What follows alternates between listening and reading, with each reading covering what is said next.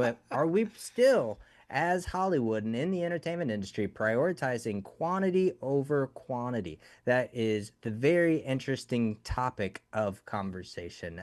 Dustin, how are you feeling today and about this specific topic? I have very, very intense thoughts about this. I think that let's just dive into it. I think that the studios, when they all initially launched their streamers, because let's remember it was Netflix, and all the studios were like, we've got to compete with Netflix, we've got to compete with Netflix, we've got to compete with Netflix. And I think when all of these movie studios launched their streamers, the immediate thought process was, we've got to catch up, we've got to catch up, we've got to catch up, we've got to catch up. Content, content, content, content, content. And that was right out of the gate the biggest mistake that they all could make. And the reason being is, you were never going to catch up right away. That was never going to happen. And the reason is because Netflix wasn't pumping out original content. Netflix was built on licensed content. 99% of the shit on Netflix was licensed content, meaning already done, already created, already shot, years in the book. They have it on there. These streamers come out, and instead of just going with their content, their library, they made the mistake of going new content, original content. We've got to put all of our focus on creating original content for our streamers. Boom, boom, boom, boom, boom, boom, boom, boom, boom. And that was a money problem. That was a let's pump out quantity over quality. Let's just get it done so that we can compete. And if you look at it, and I know you know, because we talk about this all the time, the original content that Netflix was putting out, they weren't rushing. They weren't knocking it out. Jesus, look at The Crown. Look at Stranger Things. There were years in between seasons. They weren't knocking out shit like whole seasons in like 6 months. Boom, boom, boom, boom, boom. They just weren't. So they were relying on licensed content and then slowly building an original library. That is, in my opinion, what the streamers of the other studios should have done. Rely on your IP. People will watch it. They will go to Disney Plus to watch Mickey Mouse. I promise they will. They didn't have to pump so much money into all this original content at the cost of quality. And that's my initial thought on it. And I think that it now, like they always do, right? What everybody does, us in personal lives, business lives, whatever. Whenever there's something wrong, we tend to overcorrect. And when we overcorrect, it's as big a problem as the original problem was. So, and I think you're seeing that now because, and well, I want to hear your thoughts on that initially, and then we'll dive into the whole fan base and fandom and how that plays into it too. But would you agree or disagree that out of the gate, that was the initial problem with the streamers? Oh yeah, without a doubt. Because I mean, Netflix's first original production came from House of Cards Yeah. in 2013, and I believe like the next streamer that was even created was Hulu a couple years ago, which wasn't even focused on original content. They were focused on linear television reruns That's right. after they initially aired on their original day. So yeah, to balance everything with the streaming services, trying to compete with Netflix, trying to continue moving forward, it has been very freaking interesting. And I mean, speaking of like relatively current day times, like just in June alone, there's been 13 new shows coming to mostly linear television, and some are mostly to streaming television, and some linear spaces. But just to give an example, in 2023 there was 516 original scripted drama, comedy, and limited TV shows that were aired on streaming and broadcast television, and that's actually down 14% from 2022. So they're spending money on chances that might not even go anywhere, Yeah. because we used to talk about all the time about Netflix having all of these one and done seasons and it continuing to happen kind of. So it's very interesting to see the dynamic between the streamers now and everybody trying to find their own lane, because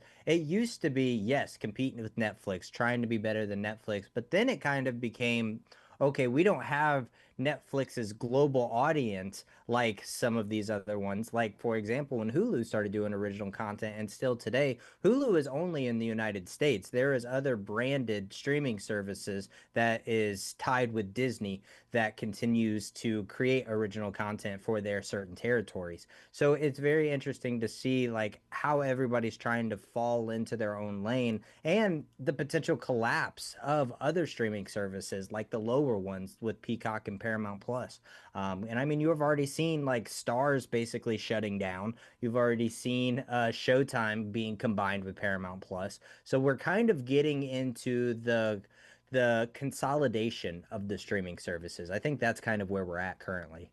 Yeah, and I would agree. I think that Paramount staved off its collapse only in the sense that it realized it was it didn't have to be all original content. It could pump in a ton of its CBS content and people would flock there. And they've seen an increase in subscribers when they started pumping out CBS content on there. They're basically using it like their Hulu and Paramount Exactly. Plus, Yeah. right? So it's kind of a morphed, if you will. They have Paramount Plus with their original stuff, but then they act as Hulu with bringing in their CBS stuff, which I thought was a smart move and probably helped them survive. The other thing is, and you and I talk about this all the time, I think if anybody is showing you, and I hate to even say this because I don't want them to continue to infiltrate Hollywood. I would rather them just get out of Hollywood, but I'm going to say this anyway. If there's one that is doing streaming right, in my opinion, it's Apple. Apple, you can count on one hand, really. Okay, maybe two hands. Okay. The amount of series that they've had.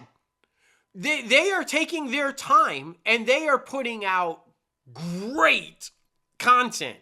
And like every series they've put out has been stellar. They haven't missed yet. A couple of the movies they've missed with, but the series have all been stellar. And they have taken their time. They didn't pump out 13 new series in one year. They're just spreading them out. I think that if the other studios had done that, it would have been far more successful. I think that James Gunn recently made a point, and I think this is accurate. Disney under Bob Chapek's reign made the decision Marvel was their big cash cow at the time that Chapek took over, and it was still slaying at the box office. It was the king everywhere. And he made the decision that that's what they're going to ride on. That's going to be the pony they bring it home with. And he ordered content coming out the you-know-what to fill Disney+. The problem with that is there was a reason why the Marvel movies were spread out over a series of years with huge gaps in between. It's because they're huge. They're CGI-driven. It requires a lot of post-production time. And when you give the order to put 4 or 5 Marvel series on there all at once, back to back to back to back, you were never going to get that time. Never get the allotted time to make that happen properly. And that killed Marvel. I would agree with James Gunn 1,000%. It became quantity over quality. And the only reason that WandaVision was as epic as it was, and Loki, is because they were already in the process of being made and had that time frame. Everything after that was a pump, pump, pump, pump, pump, pump, pump. And you saw the slow downgrade in every series after WandaVision and Loki. It was da-dum, da-dum, da-dum, da-dum, because they were pumping them out. That has become a big issue. And I think, and it's not just, it's Indiana Jones, it's Cats, the musical, Flash. Everybody was pumped for Batman, and then Batman was the best part of the Flash because all of the Flash special effects really sucked. It just wasn't great. Yeah, that opening sequence where Flash is saving the babies. Oh my gosh, I literally laughed out loud Yeah, how bad it looked. And I mean, of course, that film was troubled from the oh yeah, beginning oh with yeah. Ezra Miller having all of his like psychotic break episodes and being on the run from police. And that was right when Zaslav kind of first took over, Yeah. so that was already going downhill. But yeah, the interesting thing is all of the superhero fandom and then fandom in general, like we mentioned, Cats the musical with Warner Brothers, like the fandom, they want you to rush so quickly, and the studios see that and they hear that and they want to abide by that, but that's not the right way to go about it because Cats the musical, very popular on Broadway, a very high caliber cast that was a part of this musical, like Taylor Swift, James Corden before he left the Late Night Show, so he was still riding high on his success, and it did awful Yeah. because one, it looked creepy as shit. Like when they first started showing Yeah. trailers of this thing, Yeah. like it was absolutely terrifying. And then two, like they tried to bring back like Indiana Jones, the most recent one, and they really hardcore marketed and promoted the CGI stuff with making a younger Harrison Ford going back in time. And when it came out, like it crashed and burned. No one was talking about it. It was a semi box office bomb.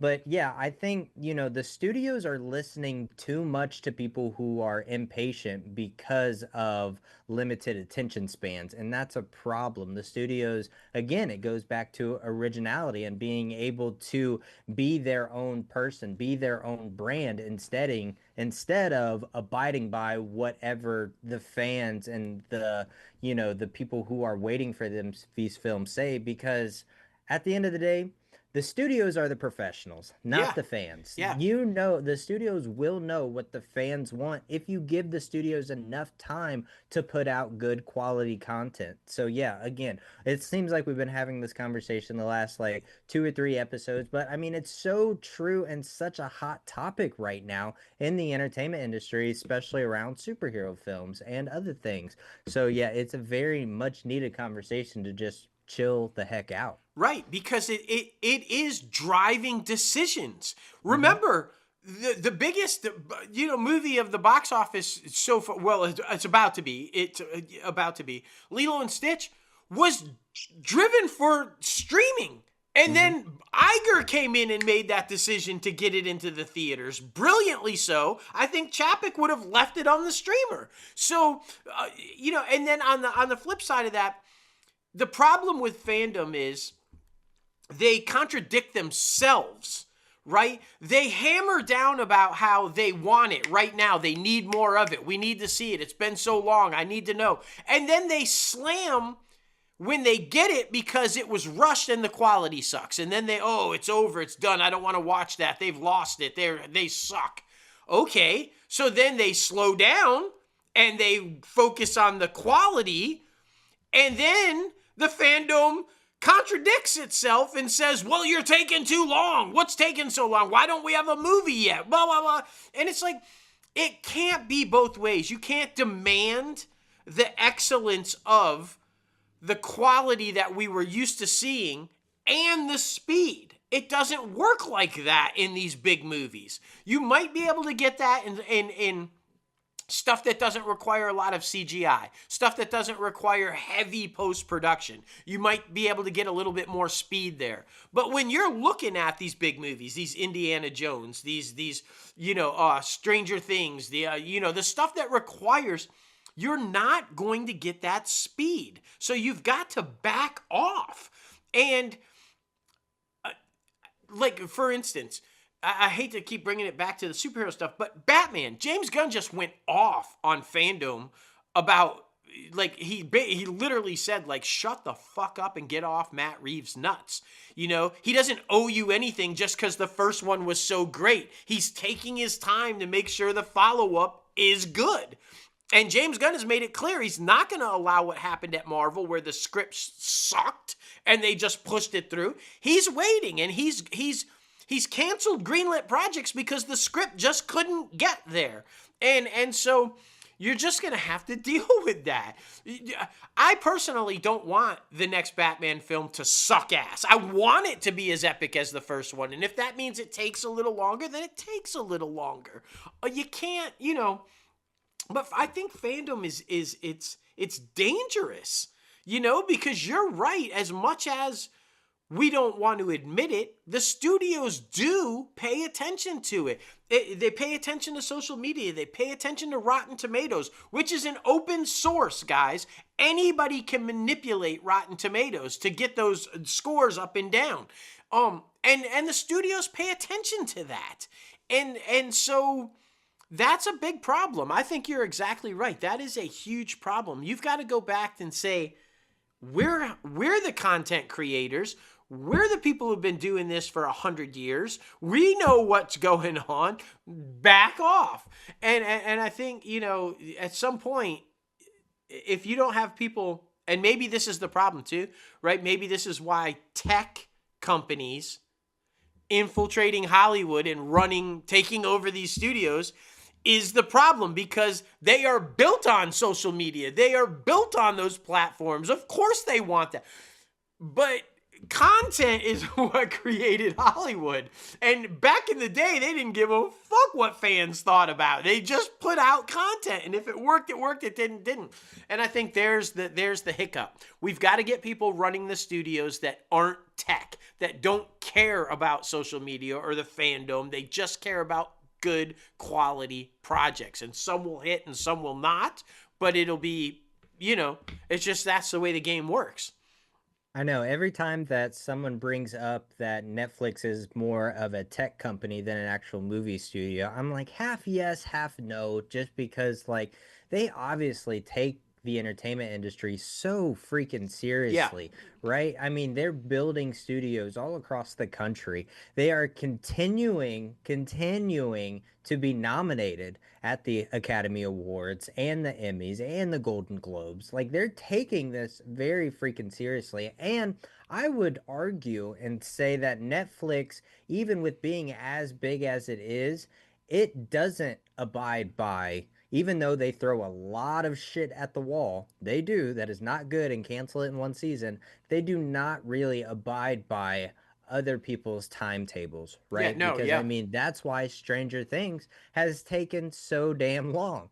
And which, it, as a fan, it sucks. But as a business-minded creative, completely understandable, because every single time they do, they keep breaking their own records. Yeah. It's because of that anticipation that they hold out for so long. The Duffer Brothers didn't even start on this final season until the last one was actually done airing, which never freaking happens. No.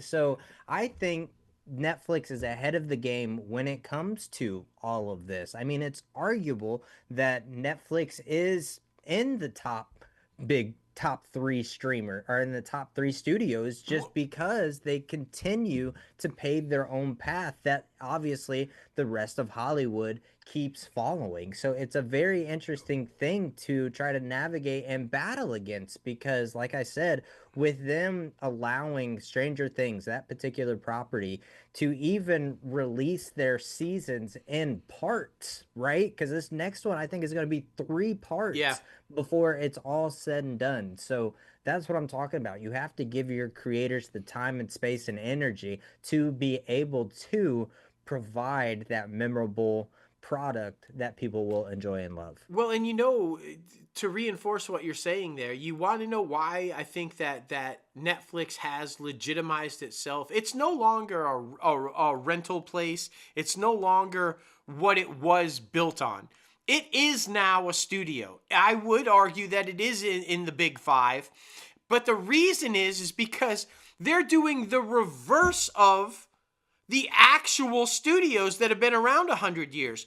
Reed Hastings and Ted Sarandos, they knew nothing about making movies or television shows. They were fans and they knew how to sell the shit out of DVDs, but they didn't know. So when they made the decision to start creating content, to become a studio, if you will, They got out of the way. They brought in film people.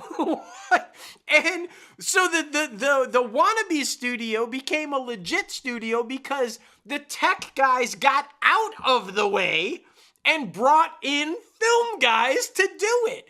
Where the actual studios are fucking it up because they're going in reverse. They're bringing tech guys in who don't have a fucking clue, and the actual film guys are moving out of the way. And that is where you're seeing the problem. That is why you're seeing Netflix still excel, and the rest of them are stumbling. The only one that had, and Chapek was the stumble. Once Iger came back, they're fine. They're dominating again the box office because Iger's a creator. He's a business, he's a suit, but he's a creator also. He understands content. But look, and we all know how important the succession plan is there. If Disney doesn't, if they make another mistake with that succession, if it is not a film or television person that takes over that reins of that, they're going to have the hiccup again. They're going to run into trouble again. So, and we're seeing it with Zaslav. I think that split, first of all, it was a way to dump the debt because he's dumping all of the debt onto the other company that's being formed, which is totally fucked up. But he stayed in charge of the content. And he's proven since day one he does not understand the content aspect of it. So why he would stay in charge of that company after the split is it's going to be a disaster. And they've got to find a way, in my opinion, to get rid of that guy. Bring back a film guy. That's all I'm saying. But yeah, to kind of wrap it all up, I agree with you. I think that the key is bring in creators, bring in film people, and then get out of their way and just let them do what they've done for all these decades. Because that's what created Hollywood. I mean, and we just got to get away from the rest of it.